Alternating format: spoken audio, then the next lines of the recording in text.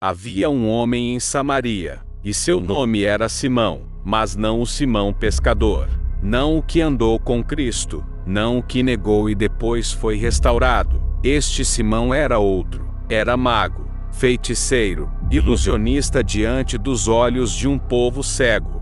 Durante muito tempo, ele fascinou a cidade inteira com encantamentos e palavras vazias. Homens e mulheres, do menor ao maior, diziam: "Este homem é o poder de Deus, aquele chamado grande." Atos 8 e 10. Mas eles estavam enganados. Simão não era o poder, era apenas fumaça, um reflexo torcido da sede que o povo tinha por algo maior. E em sua ilusão, encontraram conforto. Por isso lhe davam atenção, por isso se curvavam diante de suas artes. Porque a mentira bem contada se torna verdade para o coração sem discernimento.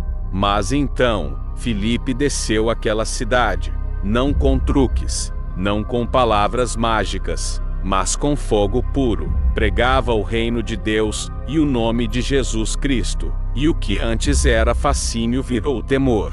Porque onde o evangelho entra, a feitiçaria silencia. Onde a luz se estabelece, o engano recua. E o povo começou a crer. Homens e mulheres foram batizados. E até mesmo Simão creu, ou pelo menos, assim parecia. A Escritura diz que Simão também foi batizado. E após isso, seguia Filipe de perto, não por arrependimento, mas por curiosidade. Ele via os sinais, ele ouvia os milagres, mas não compreendia o Espírito, porque uma alma marcada pela vaidade não entende o preço do poder que vem do alto. Simão achava que a fé era uma nova forma de magia, achava que o batismo era um novo ritual de iniciação, achava que o Espírito era algo que se podia manipular, como um talismã a ser comprado. E então, vieram Pedro e João, e ao imporem as mãos, os novos crentes recebiam o Espírito Santo. E Simão viu, mas o que ele viu não foi arrependimento, nem transformação. Ele viu poder, e viu oportunidade. Então, ofereceu dinheiro, sim, dinheiro, para comprar aquilo que desceu em línguas de fogo, para adquirir com prata o que custou o sangue do Cordeiro. E disse: "Dai-me também este poder, para que aquele sobre quem eu puser as mãos, receba o Espírito Santo." Atos 8 e 19. Mas Pedro olhou, e a luz que saía de seus olhos queimou a máscara do mago. E o apóstolo respondeu com espada e sentença: "O teu dinheiro pereça contigo, pois cuidaste que o dom de Deus se alcança por dinheiro.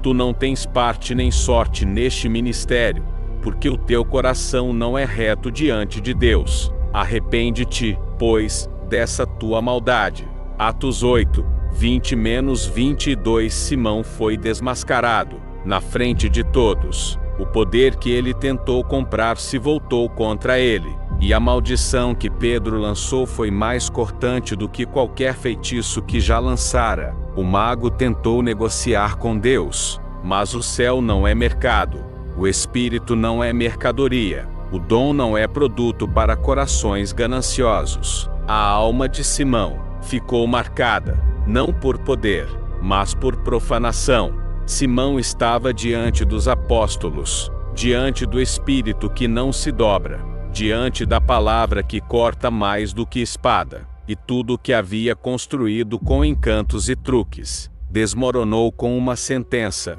Pedro o expôs: "Não tens parte nem sorte neste ministério. O teu coração não é reto diante de Deus." Aquilo não era apenas uma repreensão, era uma declaração espiritual. Era como dizer: "Você está aqui, mas não pertence a isso. Você crê, mas por interesse. Você se batizou, mas não morreu de verdade." Simão vestia a túnica dos salvos, mas seu coração ainda pulsava como o de um feiticeiro. Ele não queria o Espírito, queria o controle sobre o Espírito. Isso Deus não compartilha com ninguém. A alma de Simão foi marcada não apenas por sua proposta, mas pela teologia distorcida que o movia.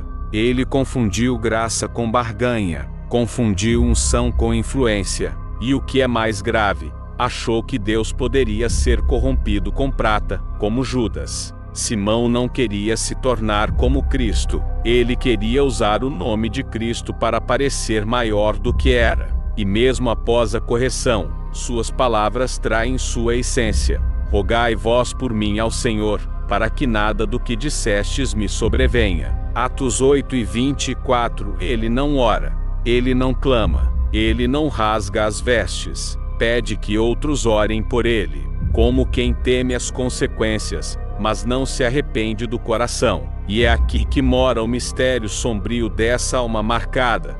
Ele não negou o erro, mas também não caiu em pranto. Ele teve medo do juízo, mas não cede de justiça. Não há mais nada dito sobre ele. A Bíblia silencia. Simão desaparece do texto como um vulto que não ousa permanecer na presença do Espírito. Alguns estudiosos dirão que ele se arrependeu, outros, que se perdeu, mas o texto sagrado deixa a dúvida, como um aviso ecoando nos séculos. Nem todo batismo é novo nascimento, nem todo seguidor é servo, nem todo que quer o poder, quer o reino. Simão é um espelho para muitos, um alerta para os que entram na igreja, mas mantém a alma atada à cobiça, para os que falam do Espírito, mas sonham com controle, fama, sinais. Ele não foi punido com morte, como Ananias, mas foi marcado com algo pior, o estigma de quem tentou comprar o dom mais santo, e descobriu que o céu tem um preço que nenhuma moeda pode pagar. Simão, o mago, continua vivo, em todo coração que ama a aparência do poder, mas recusa o caminho do altar.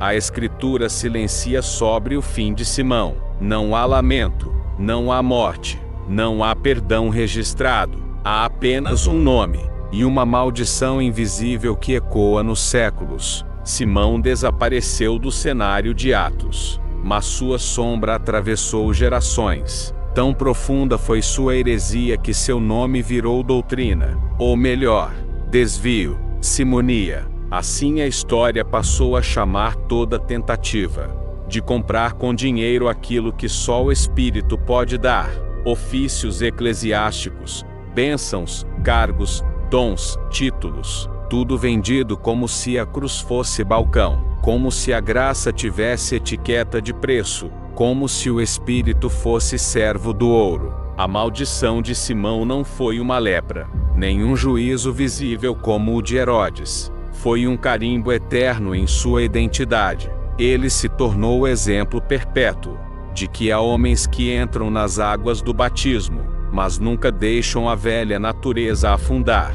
E essa é a tragédia teológica mais sombria. Ele se aproximou da luz, mas permaneceu em trevas. Viu o Espírito descer, mas não compreendeu sua santidade. Desejou o poder, mas não a presença. Foi tocado pelo Evangelho, mas não quebrado por ele. A maldição que ficou em seu nome é a marca de quem tentou negociar com o insondável, de quem pensou que o dom de Deus poderia ser comprado, como se a cruz fosse contrato, e o sangue, moeda. E essa marca não foi apenas dele. Está gravada em cada púlpito comprado, em cada falso apóstolo que vende unção, em cada profeta que finge dons por influência. Simão se foi, mas o espírito da simonia ainda caminha entre templos. Sorrateiro, religioso, profanador.